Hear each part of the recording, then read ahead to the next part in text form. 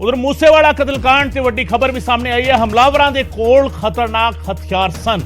रूसी हथियार अमरीका तो हथियारां दे डीलर ने जिहड़ा हैगा खुलासा किया है। रूसी हथियार जिहड़े सीगे हमलावरां दे कोल सीगे ते हमलावरां दे कोल ही जिहड़ा हैगा रूसी GP25 ग्रेनेड लॉन्चर भी सी। दुनिया दीयां कई फौजां इसका इस्तेमाल करदियां ने।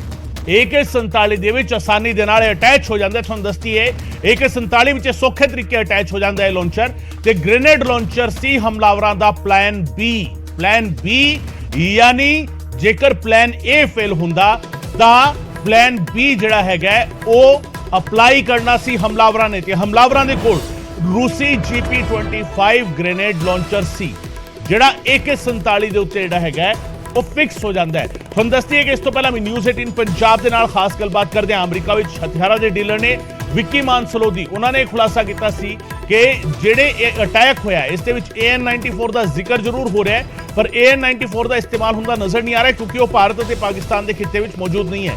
ਵਿੱਕੀ ਮਾਨਸਲੋਦੀ ਉਹ ਸ਼ਖਸ ਨੇ ਜਿਹੜੇ ਅਮਰੀਕਾ ਵਿੱਚ ਹਥਿਆਰਾਂ ਦਾ ਲੀਗਲ ਬਿਜ਼ਨਸ ਕਰਦੇ ਨੇ, ਅਮਰੀਕਾ ਦੀ ਸੁਰੱਖਿਆ ਏਜੰਸੀਆਂ ਨੂੰ ਹਥਿਆਰ ਸਪਲਾਈ ਕਰਦੇ ਨੇ।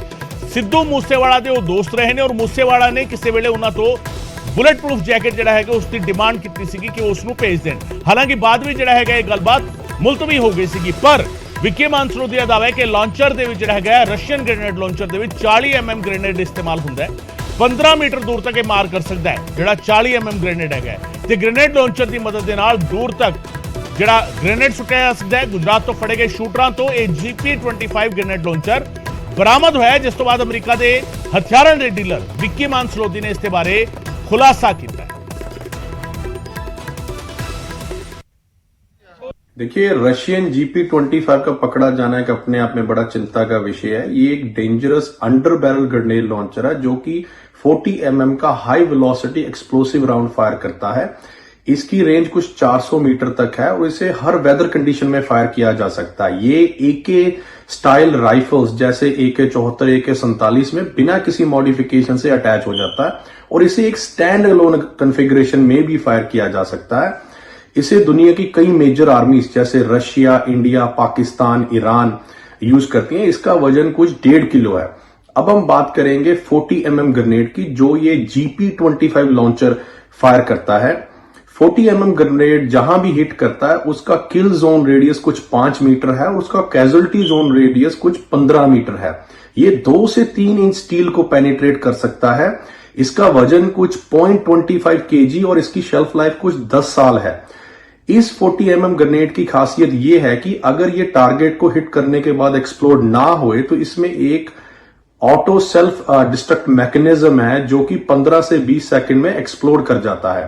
ये एक हैंड ग्रेनेड से कम पावरफुल है पर ग्रेनेड लॉन्चर की मदद से इसको ज्यादा दूर तक उमेश मेरे से ਸਾਡੇ ਨਾਲ जुड़ रहे हैं ਵਧੇਰੀ जानकारी ਦੇ ਨਾਲ। उमेश लगातार ਤੁਸੀਂ ਗੱਲ ਪਹਿਲਾਂ ਵੀ ਤੁਸੀਂ ਕੀਤੀ ਸੀਗੀ ਵਿੱਕੀ ਮਾਨਸਲੋਦੀ ਦੇ ਨਾਲ ਗੱਲ ਕੀਤੀ ਤੇ ਉਸ ਵੇਲੇ ਉਹਨਾਂ ਨੇ ਬੁਲਟ ਪ੍ਰੂਫ ਦਾ ਜ਼ਿਕਰ ਕੀਤਾ ਸੀਗਾ AN-94 ਇਸਤੇਮਾਲ ਨਹੀਂ ਹੋਈ ਹੈ ਉਸ ਦਾ ਜ਼ਿਕਰ ਕੀਤਾ ਸੀਗਾ ਪਰ ਹੁਣ ਜਿਹੜੇ ਰਸ਼ੀਅਨ ਹਥਿਆਰ ਜਿਹੜੇ ਬਰਾਮਦ ਹੋਣ ਦੀ ਖਬਰ ਸਾਹਮਣੇ ਆ ਰਹੀ ਉਸ ਤੋਂ ਬਾਅਦ ਵਿੱਕੀ ਮਾਨਸਲੋਦੀ ਦਾ ਇਹ ਖੁਲਾਸਾ ਕਾਫੀ ਕੁਝ ਬਿਆਨ ਕਰਦਾ ਹੈ। ਯਾਨੀ ਹਮਲਾਵਰ ਜਿਹੜੇ ਸੀਗੇ ਉਹ ਪੂਰੀ ਤਿਆਰੀ ਦੇ ਨਾਲ ਆਏ ਸੀਗੇ। ਬੇਸ਼ੱਕ ਸਿਕਿਉਰਿਟੀ ਗਾਰਡ ਵੀ ਨਾਲ ਹੁੰਦੇ, ਬੇਸ਼ੱਕ ਬੁਲਟ ਪ੍ਰੂਫ ਗੱਡੀ ਵੀ ਹੁੰਦੀ ਤਾਂ ਵੀ ਤਿਆਰੀ ਜਿਹੜੀ ਹੈਗੀ ਉਹ ਕਿਤੇ ਨਾ ਕਿਤੇ ਦੇਖੀ ਜਾ ਸਕਦੀ ਹੈ ਕਿ ਵਿਦੇਸ਼ੀ ਹਥਿਆਰ ਪੂਰੀ ਤਿਆਰੀ ਦੇ ਨਾਲ ਉਹਨਾਂ ਨੇ ਰੱਖੇ ਹੋਏ ਸੀਗੇ। ਉਮੇਸ਼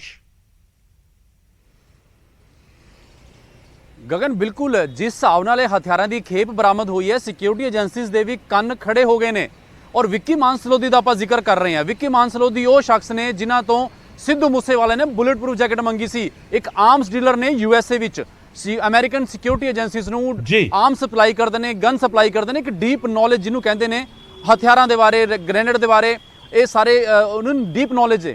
ਔਰ ਅੱਜ ਜੀ ਆਪਾਂ ਗੱਲ ਕਰੀਏ ਕਿ ਵਿੱਕੀ ਮਾਨਸਲੋਦੀ ਨਾਲ ਮੇਰੀ ਵੈਸੇ ਗੱਲ ਹੋਈ ਸੀ। ਉਹਨਾਂ ਨੇ ਸਾਫ਼ ਦੱਸਿਆ ਕਿ ਇਹ ਜਿਹੜੇ ਲਾਂਚਰ ਜੀ ਸਾਨੂੰ ਦੱਸ ਰਹੇ ਸੀ ਕਿ ਇਹਦੀ ਰੇਂਜ ਕਿੰਨੀ ਹੈ, ਕਿਸੇ ਵੀ ਵੈਦਰ ਕੰਡੀਸ਼ਨ 'ਚ ਚੱਲ ਸਕਦਾ ਹੈ, ਇਹਦੀ ਮਾਰਕ क्षमता ਕਿੰਨੀ ਹੈ, ਯਾਨੀ ਕਿ ਕਿੰਨੇ ਘਾਤਕ ਹਥਿਆਰ ਨੇ ਜਿਹੜੇ ਉਹ ਯੂਜ਼ ਕਰ ਰਹੇ ਸੀਗੇ ਉਹਦੇ ਬਾਰੇ ਵਿੱਕੀ ਮਾਨਸਲੋਦੀ ਦੱਸ ਰਹੇ ਸੀਗੇ। ਔਰ ਕਿਤੇ ਨਾ ਕਿਤੇ ਇਹ ਹਥਿਆਰਾਂ ਦੀ ਰਸ਼ੀਅਨ ਖਾਸ ਕਰਕੇ ਜੀ ਗ੍ਰੈਂਡ ਲਾਂਚਰ ਦੀ ਗੱਲ ਕਰੀਏ ਕਿ AK-74 AK-47 ਨਾਲ ਇਹ ਬਿਨਾਂ ਕਿਸੇ ਮੋਡੀਫਿਕੇਸ਼ਨ ਤੋਂ ਚੱਲ ਸਕਦਾ ਹੈ ਔਰ ਇੱਦਾਂ ਦਾ ਸਿਸਟਮ ਵੀ ਹੈ ਕਿ 2-3 ਇੰਚ ਸਟੀਲ ਨੂੰ ਵੀ ਪੈਨੀਟ੍ਰੇਟ ਕਰ ਸਕਦਾ। ਤਾਂ ਇਹ तमाम ਜਾਣਕਾਰੀ ਉਹੀ ਬੰਦਾ ਦੇ ਸਕਦਾ ਜਿਹਨੂੰ ਇਹਦੇ ਬਾਰੇ ਡੀਪ ਨੌਲੇਜ ਹੈ।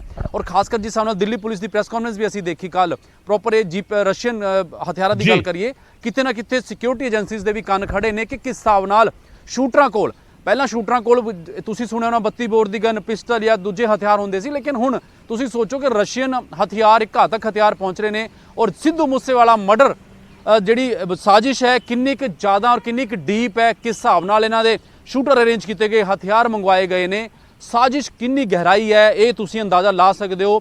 ਇਹ ਹਥਿਆਰ ਜਿਹੜੇ ਮਿਲੇ ਨੇ ਔਰ ਹਥਿਆਰਾਂ ਦੀ ਰੇਂਜ ਕਿੰਨੀ ਹੈ, ਵਿੱਕੀ ਮਾਨਸਲੂਦੀ ਨੇ ਬੜੇ ਵਿਸਤਾਰ ਨਾਲ ਜਾਣਕਾਰੀ ਦਿੱਤੀ ਹੈ। ਦੂਜੀ ਗੱਲ, AN-94 ਦਾ ਜ਼ਿਕਰ ਜਦੋਂ ਵਿੱਕੀ ਮਾਨਸਲੂਦੀ ਨੇ ਨਿਊਜ਼ 18 ਤੇ ਦੱਸਿਆ ਸੀਗਾ ਕਿ AN-94 ਦੀ ਥਿਉਰੀ ਨਹੀਂ ਜੱਚਦੀ, ਕਿਉਂਕਿ ਇਹ 94 ਉਹ ਵੈਪਨ ਹੈ ਜਿਹੜਾ ਅਮਰੀਕਾ ਵਰਗੇ ਵੱਡੇ ਕੰਟਰੀ ਜਿੱਥੇ 40 ਕਰੋੜ ਤੋਂ ਜ਼ਿਆਦਾ ਹਥਿਆਰ ਨੇ ਲੋਕਾਂ 'ਚ, ਉੱਥੇ ਬੜਾ ਰੇਅਰ ਪਾਇਆ ਜਾਂਦਾ ਹੈ। ਇੱਥੇ ਪਾਕਿਸਤਾਨ ਦਾ ਬਾਰਡਰ ਹੈ, ਅਫਗਾਨਿਸਤਾਨ ਨੇੜੇ ਲੱਗਦਾ, ਇੱਥੇ AK-47 AK-74 ਤੱਕ ਆ ਸਕਦੀ ਹੈ, ਲੇਕਿਨ AN-94 ਜੱਚਦੀ ਨਹੀਂ ਥਿਉਰੀ। ਉਹੀ ਸ਼ਾਇਦ ਸੱਚ ਸਾਬਿਤ ਹੁੰਦੀ ਜਾ ਰਹੀ ਹੈ ਕਿ AK-47 AK-74 ਲੇਕਿਨ AK-94 ਨਹੀਂ। ਤਾਂ तमाम ਜਾਣਕਾਰੀ ਵਿੱਕੀ ਮਾਨਸਲੂਦੀ ਦੀ ਦਿੱਤੀ ਹੋਈ ਕਿਤੇ ਨਾ ਕਿਤੇ ਸੱਚ ਹੈ। ਔਰ ਨਾਲੇ ਹਥਿਆਰਾਂ ਦਾ ਮੈਂ ਬਾਰ-ਬਾਰ ਇਸ ਕਰਕੇ ਜ਼ਿਕਰ ਕਰ ਰਿਹਾ ਕਿ ਦਿੱਲੀ ਪੁਲਿਸ ਨੇ ਜਦੋਂ ਇਹ ਪ੍ਰੈਸ ਕਾਨਫਰੰਸ ਕੀਤੀ, ਹਥਿਆਰਾਂ ਦਾ ਜ਼ਿਕਰ ਕੀਤਾ, ਰਸ਼ੀਅਨ ਗ੍ਰੇਨੇਡ ਲਾਂਚਰ ਦੀ ਗੱਲ ਕਰ ਰਹੇ ਹਾਂ। ਔਰ ਜਿਸ ਹਿਸਾਬ ਨਾਲ ਡੀਪ ਦੇਖੋ ਨੌਲੇਜ ਦੀ ਗੱਲ ਕਰੀਏ ਕਿ ਜਿਸ ਹਿਸਾਬ ਨਾਲ ਇਹਦੀ ਮਾਰਕ ਯਾਨੀ ਕਿ ਕਿਸੇ ਵੀ ਵੈਦਰ ਕੰਡੀਸ਼ਨ 'ਚ ਬਿਨਾਂ ਕਿਸੇ ਮੋਡੀਫਿਕੇਸ਼ਨ ਤੇ AK-74 ਤੋਂ ਤੁਸੀਂ ਦਾਗ ਸਕਦੇ ਹੋ, AK-47 ਤੋਂ ਤੁਸੀਂ ਦਾਗ ਸਕਦੇ ਹੋ। ਕਿੰਨਾ ਇੰਚ ਦਾ, ਯਾਨੀ ਕਿ ਕਿਤੇ ਨਾ ਕਿਤੇ ਸੋਚੀ ਸਮਝੀ ਸਾਜ਼ਿਸ਼ ਔਰ ਪ੍ਰੋਪਰ ਪਲੈਨਿੰਗ ਕਿ ਇਹ ਹਥਿਆਰ ਕਿੰਨਾ ਘਾਤ ਹੋ ਸਕਦਾ, ਯਾਨੀ ਕਿ ਬੰਦਾ ਬਚੇ ਨਾ। ਪੂਰੀ ਇਹ ਤਿਆਰੀ ਗਗਨ ਇਹ ਹਥਿਆਰਾਂ ਦੀ ਦਰਸਾਉਂਦੀ ਹੈ ਕਿ ਸਿੱਧੂ ਨੂੰ ਮਾਰਨ ਲਈ ਕਿੰਨੀ ਗਹਿਰੀ ਸਾਜ਼ਿਸ਼ ਰਚੀ ਗਈ ਸੀ। ਜੀ ਬਿਲਕੁਲ ਉਮੇਸ਼, ਸਿਰਫ ਇੰਨਾ ਨਹੀਂ ਕਿ ਸਿੱਧੂ ਮੂਸੇਵਾਲਾ ਦੇ ਕਤਲ ਦੀ ਪਲੈਨਿੰਗ ਇਹ ਸੀਗੀ, ਸਵਾਲ ਇੱਥੇ ਇਹ ਵੀ ਖੜਾ ਹੈ ਕਿ ਵਿਦੇਸ਼ੀ ਹਥਿਆਰ ਦੇਸ਼ ਦੇ ਅੰਦਰ ਆਉਂਦੇ ਨੇ। ਜੇਕਰ ਅਸੀਂ ਸਿੱਧੂ ਮੂਸੇਵਾਲਾ ਕਤਲकांड ਨੂੰ ਇੱਕ ਸੈਕਿੰਡ ਲਈ ਸਾਈਡ ਵੀ ਕਰ ਦਈਏ, ਪਰ ਵਿਦੇਸ਼ੀ ਹਥਿਆਰਾਂ ਦਾ ਦੇਸ਼ ਦੇ ਅੰਦਰ ਤੱਕ ਆਣਾ ਔਰ ਅਜਿਹੇ ਗੈਂਗਸਟਰਸ ਦੇ ਕੋਲ ਪਹੁੰਚਣਾ, ਸ਼ਾਰਪ ਸ਼ੂਟਰਾਂ ਦੇ ਕੋਲ ਪਹੁੰਚਣਾ, ਲੋਕਲ ਪੁਲਿਸ ਸਿਕਿਉਰਿਟੀ ਜਿਹੜੀ ਹੈਗੀ ਹੈ ਜਾਂ ਸੈਂਟਰਲ ਗਵਰਨਮੈਂਟ ਦੇ ਲਈ ਕਿੰਨੀ ਵੱਡੀ ਟੈਨਸ਼ਨ ਹੈਗੀ ਹੈ ਕਿ ਭਾਰਤ ਦੇ ਵਿੱਚ ਕਿਸੇ ਜੁਰਮ ਨੂੰ ਅੰਜਾਮ ਦੇਣ ਦੇ ਲਈ ਸਿੱਧੇ ਤੌਰ ਤੇ ਹੁਣ ਵਿਦੇਸ਼ੀ ਹਥਿਆਰ ਇਸਤੇਮਾਲ ਹੋ ਰਹੇ ਨੇ ਔਰ ਤਿਆਰੀ ਕਿੰਨੇ ਵੱਡੇ ਪੱਧਰ ਤੇ ਗੈਂਗਸਟਰਸ ਕਰ ਰਹੇ ਨੇ। ਸੈਂਟਰਲ ਗਵਰਨਮੈਂਟ ਦੇ ਲਈ ਕਿੰਨਾ ਵੱਡਾ ਇਹ ਚੈਲੰਜ ਮੰਨਿਆ ਜਾਵੇ ਉਮੇਸ਼? ਦੇਖੋ ਗਗਨ, ਜਿੱਦਾਂ ਮੈਂ ਪਹਿਲਾਂ ਜ਼ਿਕਰ ਕੀਤਾ ਕਿ ਇਹ ਗੈਂਗਸਟਰ ਹੁਣ ਉਹ ਵਾਲੇ ਗੈਂਗਸਟਰ ਨਹੀਂ ਰਹੇ, ਇਹ ਨਵੇਂ ਜ਼ਮਾਨੇ ਦੇ ਗੈਂਗਸਟਰ ਨੇ। 2022 ਚੱਲਦਾ ਪਿਆ, ਡਿਜੀਟਲ ਦਾ ਯੁੱਗ ਹੈ। ਪਾਕਿਸਤਾਨ ਬਾਰਡਰ ਡਰੋਨ ਤੋਂ ਹਥਿਆਰ ਮੰਗਾਣੇ ਔਰ WhatsApp ਕਾਲਾਂ, ਸਿਗਨਲ ਐਪ ਦੇ ਜ਼ਰੀਏ ਤੁਸੀਂ ਵਰਲਡ ਦੇ ਕਿਸੇ ਵੀ ਗੈਂਗ ਨਾਲ ਅਟੈਚ ਲੇਟੈਸਟ ਜਾਣਕਾਰੀ ਹਾਸਿਲ ਕਰਨਾ, ਲੇਟੈਸਟ ਵੈਪਨ ਕਰਨਾ। ਗੈਂਗਸ ਕਿੱਥੇ ਲੈਵਲ ਤੱਕ ਪਹੁੰਚ ਰਹੇ ਨੇ, ਇੱਕ ਇੰਟਰਨੈਸ਼ਨਲ ਲੈਵਲ ਤੱਕ ਤਾਰ ਜੁੜੇ ਹੋਏ ਨੇ। ਸਾਫ਼ ਹਥਿਆਰਾਂ ਦਾ ਬਰਾਮਦਗੀ ਸਾਫ਼ ਦੱਸਦੀ ਹੈ। ਜਿਹੜੇ ਤੁਸੀਂ ਜ਼ਿਕਰ ਕਰ ਰਹੇ ਹੋ, ਏਜੰਸੀਆਂ ਨੂੰ ਵੀ ਇਸ ਗੱਲ ਦਾ ਪਤਾ ਹੈ। ਹਮੇਸ਼ਾ ਡਰੋਨ ਦੀ ਗੱਲ ਕਰਦੇ ਸੀ, ਜਦੋਂ BSF ਦਾ ਦਾਇਰਾ ਵਧਾਇਆ ਗਿਆ ਬੜੀ ਰਾਜਨੀਤੀ ਹੋਈ, ਲੇਕਿਨ ਸੈਂਟਰ ਵੱਲੋਂ ਕਿਹਾ ਗਿਆ ਕਿ ਨਹੀਂ, ਪਾਕਿਸਤਾਨ ਦਾ ਬਾਰਡਰ ਹੈ, ਡਰੋਨ ਦੇ ਜ਼ਰੀਏ ਟਿਫਿਨ ਬੰਬ ਦਾ ਜਿੱਦਾਂ ਜ਼ਿਕਰ ਆਇਆ। ਯਾਨੀ ਕਿ ਇਹ ਸੋਚੋ ਕਿ ਹੁਣ ਗੈਂਗਸਟਰ ਵਾਲੇ ਗੈਂਗਸਟਰ ਨਹੀਂ ਰਹੇ, ਹੁਣ ਉਹ ਗੈਂਗਸਟਰ 32 ਬੋਰ ਜਾਂ ਦੂਜੀ ਗੰਨਾਂ ਦਾ ਯੂਜ਼ ਨਹੀਂ। ਹੁਣ ਦੇਖੋ ਰਸ਼ੀਅਨ ਹਥਿਆਰ, ਗ੍ਰੇਨੇਡ ਲਾਂਚਰ, तमाम ਜਿਹੜੇ ਲੇਟੈਸਟ ਵੈਪਨ ਨੇ ਉਹ ਯੂਜ਼ ਹੋ ਰਹੇ ਨੇ ਕਿਲਿੰਗ ਵਿੱਚ।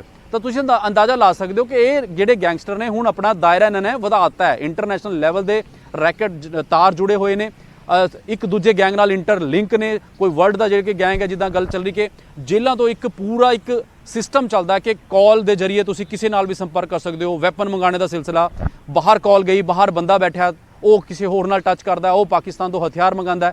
ਪਾਕਿਸਤਾਨ ਤੋਂ ਹਥਿਆਰ ਆਣਾ ਔਰ ਰਸ਼ੀਅਨ ਹਥਿਆਰ ਜਾਂ तमाम ਜ਼ਿਕਰ ਕਰੀਏ, ਆਪਣੇ ਆਪ ਵਿੱਚ ਇੱਕ ਵੱਡਾ ਚਿੰਤਾ ਦਾ ਸਬਬ ਹੈ, ਜਿਹੜਾ ਸਿਕਿਉਰਿਟੀ ਏਜੰਸੀਜ਼ ਨੂੰ ਪਤਾ। ਲੇਕਿਨ ਹੁਣ ਹੋਰ ਕੰਨ ਖੜੇ ਹੋ ਗਏ। ਇੱਕ Punjabi singer, world famous singer ਦੀ ਹੱਤਿਆ ਹੋਈ ਹੈ, ਵੱਡੀ ਸਾਜ਼ਿਸ਼ ਰਚੀ ਗਈ, ਕਿੱਥੇ ਕਿੱਥੇ ਤਾਰਾਂ ਜੁੜ ਰਹੀਆਂ ਨੇ, ਕਿਹੜੇ ਕਿਹੜੇ ਵੈਪਨ ਮਿਲਦੇ ਨੇ।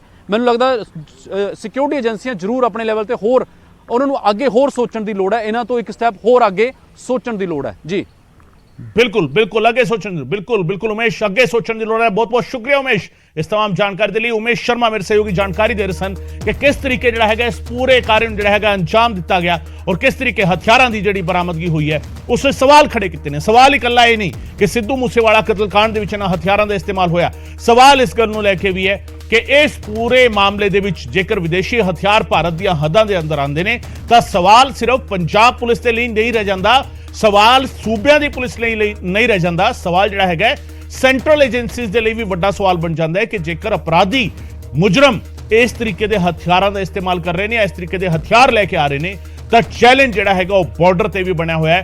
जिहड़ा ड्रोन दे राही सप्लाई हुंदी है हथियारां दी, ओह भी अपने आप विच हुण एक वड्डा चैलेंज जिहड़ा हैगा ओह बनदा होया नजर आ रहा है। सो हथियार जिहड़े सीगे रशियन जीपी जिहड़ा हैगा वैपन जिहड़ा बरामद होया है, उसने कितने किते कई सारे सवाल जिहड़ा हैगा वो खड़े कर दिते हैं।